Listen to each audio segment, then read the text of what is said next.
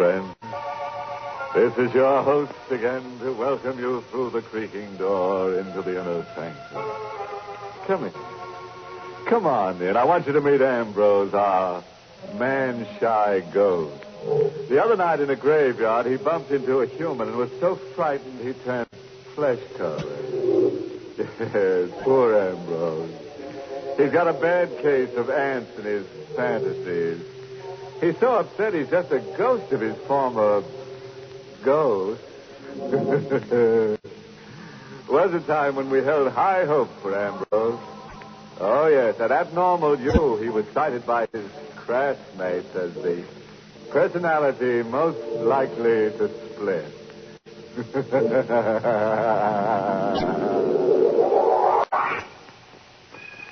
And now, let's visit Murder Mansion. For over 100 years, the old house has stood on the cliff, weathering the relentless ocean winds that have battered at its gray shingles. Now, in the living room, the real estate agent and the new buyer are completing the arrangements for sale. Only one thing bothers me, Mr. Griffin. That graveyard just outside the window there. Are you sure nothing can be done about it? I'm sorry, Mr. Burley. You know the conditions set down in the deed. The Crandall family burial ground must remain on the property untampered with. Well, those Crandalls must have been a morbid family, having themselves buried right next to the house they lived in. Yes, they were peculiar. I guess they figured it was a way of keeping the family together. You shouldn't laugh, Mr. Griffin. What? What are you doing here? I hope I'm not too late. This is the gentleman who's planning to buy the house? Mr. Burley's already bought it. Oh, I'm sorry. Hey, look. What is this, Griffin? Who is this woman? I'm Emily Robbins. Mr. Burley, please, you must sell this house immediately to me. Sell it? That's ridiculous. I just bought it. Mr. Griffin never should have allowed you to. Now, see here, Mrs. Robbins. Just a minute, Griffin. I want to hear what she has to say. Well, all right, but you can see she isn't exactly accountable. You're bad, Mr. Griffin. You promised to sell the house to me, but you couldn't wait until I had the money, could you? I'm in the real estate business, not charity. Mrs. Robbins, I still want to hear why Griffin shouldn't have sold me this house. Because, Mr. Burley, a house isn't just a thing made of wood and stone and mortar. It's almost a living, breathing creature. It accepts and rejects people just the way we do. I was born a Crandall, and only a Crandall may live here. Anybody but a Crandall would be an enemy within its walls. You'd never spend a happy moment here. Oh, you see, Mr. Burley, I told you. She doesn't make sense. Please, Mr. Burley, for your own sake, sell it. Ah. Oh, you can't frighten me into a quick sale. No, I know I'll buy when I see it. My wife and I will be living here within a few days. I'm sorry, Mr. Burley, but I don't think you will. I don't think you will ever live here.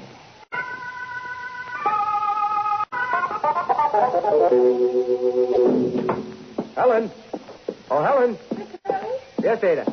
Where's Mrs. Burley? I want to tell her I got that house at my price. Oh, sir, you'd better go upstairs. The doctor's still there.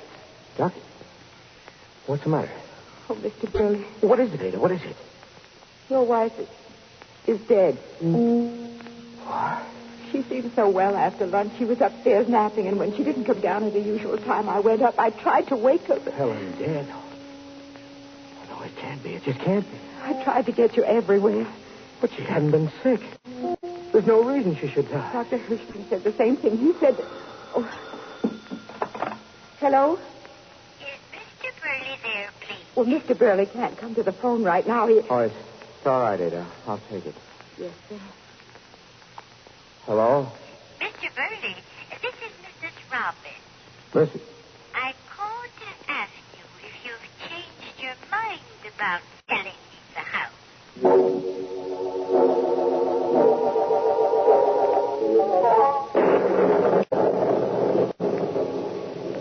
Can I bring you something, Mr. Burley? No, Ada. Thank you. Sir, I know it's none of my business, but maybe you shouldn't have come to live in this house. Maybe you should have sold it to Mrs. Robbins. I had to come here. I have to prove to myself that a house can have no evil influence over life and death. Of course it can't. And according to the doctor, my wife passed away almost at the very moment I bought this house. I'm so confused. I don't know what to think. I'm not one to butt in, but you are letting the house have an effect on you. Well, you haven't moved from that window all evening. I'm just trying to fathom things out. You've been standing there staring out at that grave. I'm all right. Now let me alone. Yes, sir. Good night, Mr. Bill. Good night. Hey, there. What is it, sir? That grave is out there.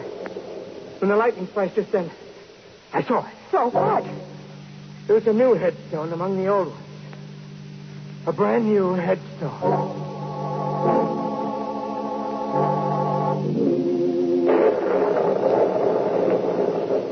Mr. Griffin, how long ago was the last Crandall buried in the graveyard out there? The last one? Let's see. Oh, yes, it was Vincent Crandall. He died 20 years ago. 20 years. Then his headstone would have been a little worn by this time. Well, sure it would, but what are you... Then what is the meaning of the new headstone? New? Come to the window. I'll show you. Oh, now, Mr. Burley... There's a brand new headstone out there, over a fresh grave. Oh, but that's impossible. I saw it first in the lightning flash. Well, you must be imagining things. Then see for yourself. Here, take this flashlight. Shine it out there on the graves and see for yourself. All right. Well? Mr. Burley, maybe you better see a doctor. Doctor? They're all old headstones out there. The new one is only in your mind. Give me that flashlight. Mr. Griffin, what? You've been under a terrible strain. Your wife's death and all. I don't know. What made me think I saw a new headstone out there? I want to sell this house. Right away.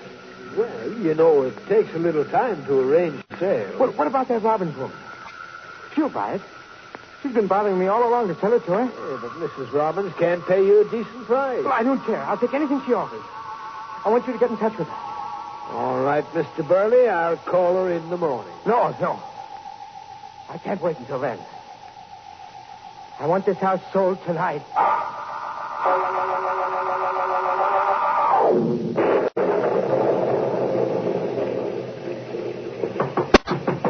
You don't understand, Mr. Griffin, why Mr. Burley had to bring me out here this time of the night. And he's made up his mind to sell. He wants to close the deal tonight. You don't want me to have this house, do you? Look, Mrs. Robbins, I don't care who gets it, just as long as it's at a decent price. So you can get a higher commission. You're a very selfish man, Mr. Griffin. Not in business for love.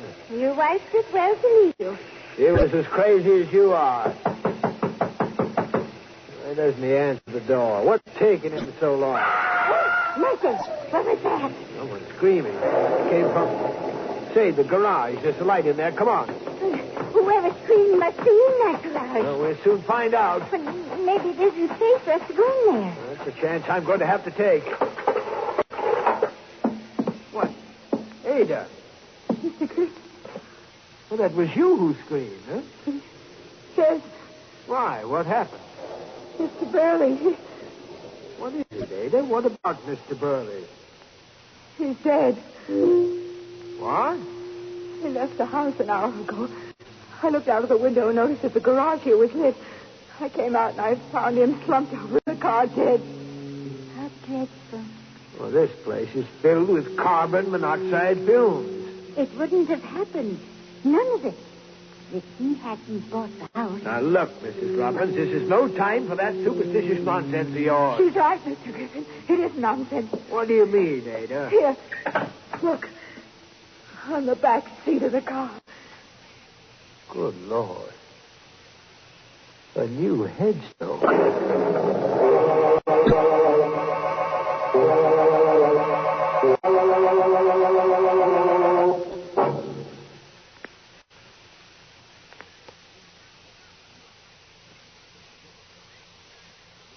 Hey, anybody want to buy a house? The Crandall place is a real buy. All you have to give for it is your life. Too bad about our friend Mr. Burley, huh?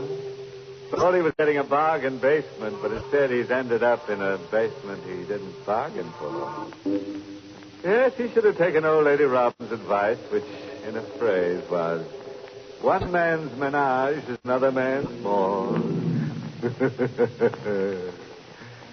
Well, now, let's get back to our mystical manor. A week has passed since Burley's death, and the real estate agent, Mr. Griffin, has found a new buyer. Here's your check, Mr. Griffin. Oh, thank you, Mr. Wagner. I consider this house a real buy. Well, you're the only person who's had any interest in it since Mr. Burley died. The place has gotten a bad name. Most people are superstitious, I guess. Wouldn't live here if you paid him. Superstition never bothered me. Mr. Griffin. Yeah?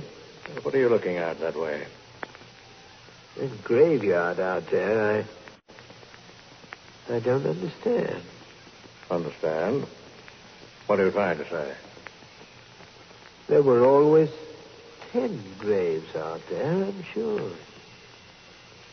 But now there's 11.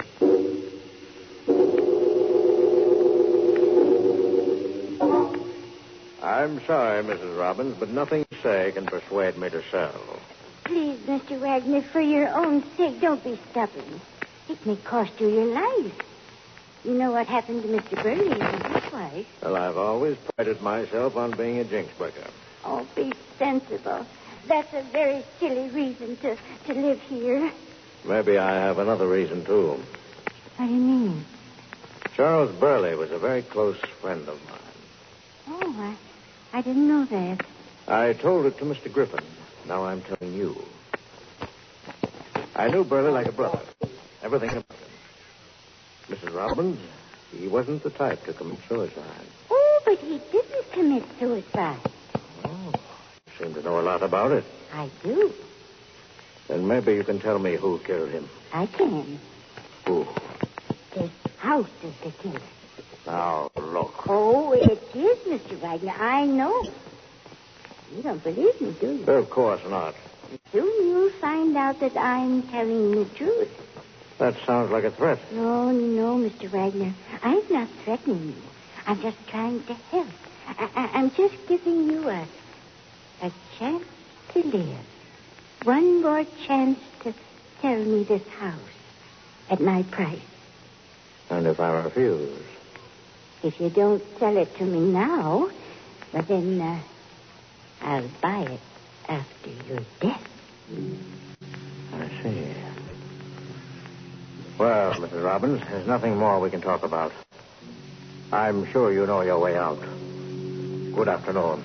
Good day, Mr. Wagner. Hello, Mrs. Robbins. Oh, What, Ada, what are you doing here? Oh, didn't you know? I'm Mr. Wagner's new maid.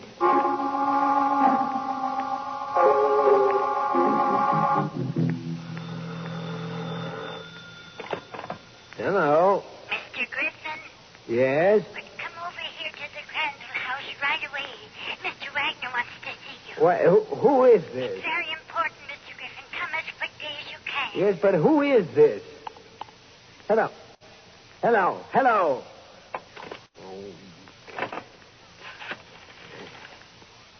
Your number, please. Operator, get me Maine 6539 and hurry. Yes, sir.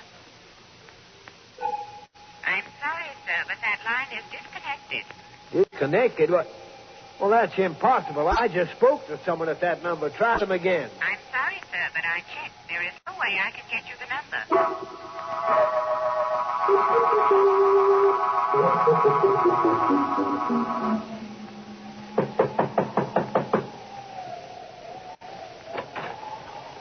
Come in, Mr. Griffin. Mrs. Robbins, what are you doing here at the Crandall house? I was waiting for you, Mr. Griffin. I don't understand. Come in, please. I was the one who called you on the phone to come out here. I didn't say who I was because I didn't want to mention names. But I tried to get the phone here right after you hung up. The operator said the line was disconnected. It is. The wire has been cut. I walked down the road to the mobile gas station to call you to come out here. Mrs. Robbins, just what is this all about anyway? Why are you here, and where is Ada and Mr. Wagner? Ada's left. She's gone away. For good. What? On the hall table over there, a note from Ada to Mr. Wagner, explaining why she left. And what about Mr. Wagner himself? Where is he? In the dining room. Oh, wait, please don't go in there. Let me. He's dead. Mr. Wagner dead? When I came in, he was slumped over the table. When you came in, huh? What's the way you say that, Mr. Griffin?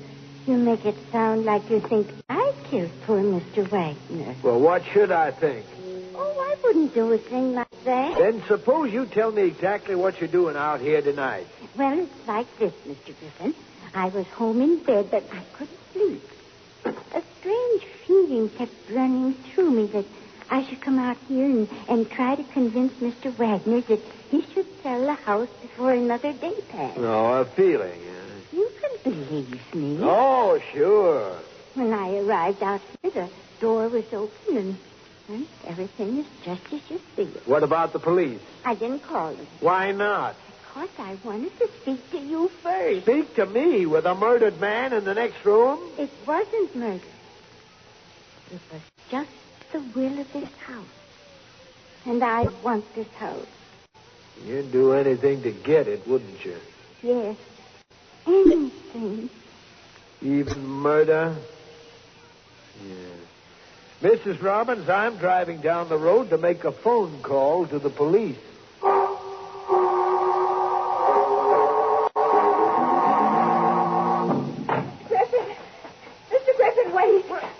Ada, what are you doing here? I was watching you and Mrs. Robbins through the window.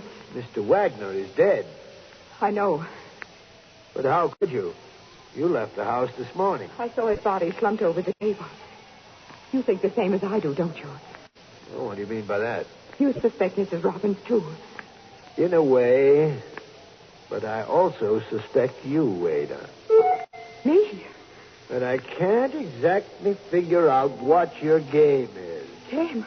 I have no game. And why did you leave a note saying you were going away? What note? There's no use lying. I saw it myself on the hall table. But you must be mistaken. Today is my day off. I left the house early this morning. I didn't write a note. If you are telling the truth... I am. Then I know who did write that note. You wait right here for me. I'll be back in 10 minutes. Keep your eye on the house. Where are you going? The phone inside is disconnected. I'm going down the road to call the police. I'll go with you. Why? I'd rather not stay here alone. Mrs. Robbins doesn't know you're out here. You're safe. But just the same, I'd feel better if I went with you. I'm not taking you with me. You act as if you're afraid of me. Maybe I am. But why? Why? Because when Mrs. Burley died, you were in the house. The same with Mr. Burley. And now Mr. Wagner. You were there when every victim died, Ada. I won't let you in this car with me.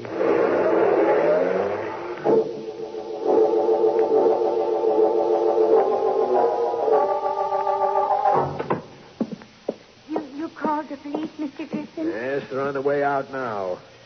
By the way, what are you doing here in this kitchen? Oh, I was just walking through the room, recalling the happy moments I spent here when I was young. You sure that's the only reason? Why, yes. I thought maybe Ada had something to do with it. Ada? You know very well she's left. You saw her note. Ada didn't write that note. What? I talked to her outside this house 15 minutes ago. She was to wait out there for me until I got back. She wasn't there. What's happened to her? I didn't see Ada, but wait. What is it? About 5 minutes ago, I thought I heard something move down the cellar. The cellar? Yes, but then I thought it was just my imagination. Hold on a minute. No. Just now. I heard it, too. Something or someone is down there. Come on. We're going down into the cellar to look around. Mr. Griffin, look. Look, it's lit down there in the cellar. Yeah. Go on. You're going first so I can keep my eye on you. Mr. Griffin. What is it? The hole in the floor here. Huh? One of the stone flooring slabs has been removed. There's an old well down there. I remember it was sealed up when I was a little girl. Yes. And I can see the slab was freshly removed. I wonder why. Mr. Griffin. What now? Behind you, in the shadow. Look, there's a woman's body. It's Ada. She's dead. Yes, I know. Why, you say it as if you were sure we would find her this way. I was sure. You see, Mrs. Robbins, I killed her. I didn't have quite enough time to dispose of her body in the old well here. I heard you moving about upstairs in the kitchen. But why did you kill her, Mr. Griffin? Because she insisted on living in this house like the others. Then it wasn't this house. It wasn't because they were in Crandall. Of course not. But your idiotic superstition about this place helped my plan. Mrs. Burley's sudden, peculiar death was a lucky coincidence for me. It gave me the idea for the others. I needed a series of deaths to completely destroy the value of this place, so no one would ever live in it. But why? On several occasions, you mentioned my wife, Mrs. Robbins. You see, you were wrong about her, as everybody else was wrong. She didn't run away from me. She would have, but I killed her. And her body is down at the bottom of that well, just as Ada's will be, and just as yours will be. But the police are coming. They'll find you out. You foolish old woman, do you think I really called them? Now, Mrs. Robbins. No, don't come near me. You wanted to stay in this house. Now you will, forever. You're going to get the thing you wanted most. What? Oh! You're not going to kill her, too. Ada. Yes, Ada. No, it can't be. You're dead. Not yet. Not completely. There's just enough life left. No, my leg. Let me go. Let me go. The well. I'll fall in there.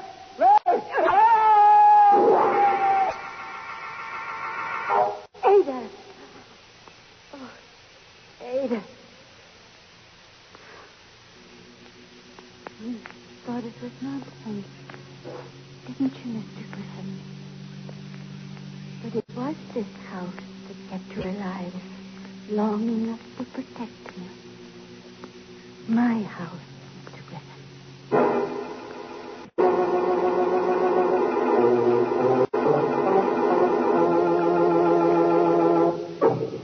Well, as they say, all's well that ends in a well. Say, folks, what about that Griffin character? Just goes to show how a property agent can sink to such an unreal estate. Yes, sir, that's what I call tripping over your own plot. Now, Mrs. Robbins will never be lonely. No, when things get dull, she can always step outside the house and dig up a relative or two.